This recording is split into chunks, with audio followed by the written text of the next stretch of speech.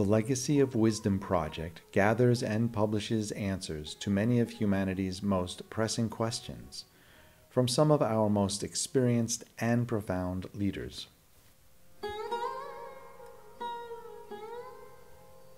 We've made quite dramatic advancements in medical technology that allow for things like life extension far beyond what we used to have.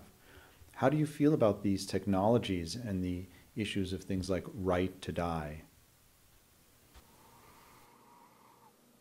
Well, in my own case, I've filled out all the forms that have what I want to happen if I get to the point where I can't decide for myself.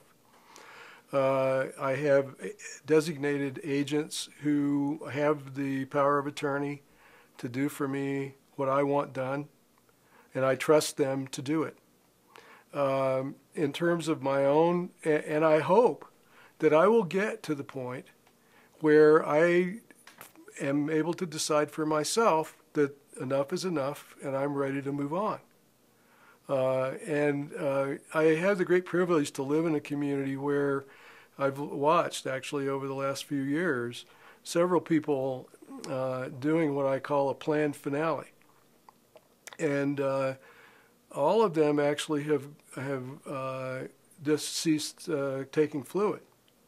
And in my observation, it's a painless process. It has some discomfort associated with it at the beginning, but fairly soon it becomes a relatively comfortable process, and the people remain clear, and they're surrounded by their friends.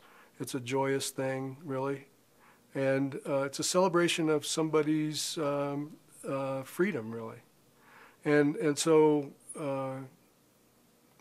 I guess I would have to say that I could see myself doing that. And I think everybody has to decide. I'm obviously, well, maybe not obviously, but I'm definitely not somebody who's going to have myself cryogenically, preserved, so in the event that somehow my body-mind can be resurrected at some future date with who knows what in it. But, that's not something that I find appealing. But, there again, it goes back to what your take is on the spiritual life, on what being really is. And my own sense is that the part of me that is life is not just me.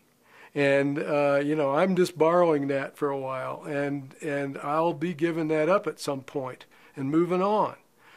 My life will not leave. It will go somewhere else, but it will be around. And, that's how I think about it.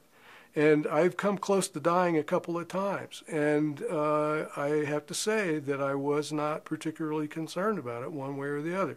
I wasn't really interested in dying in the sense that I had people that I wanted to be with and grandchildren and my wife and family and so forth.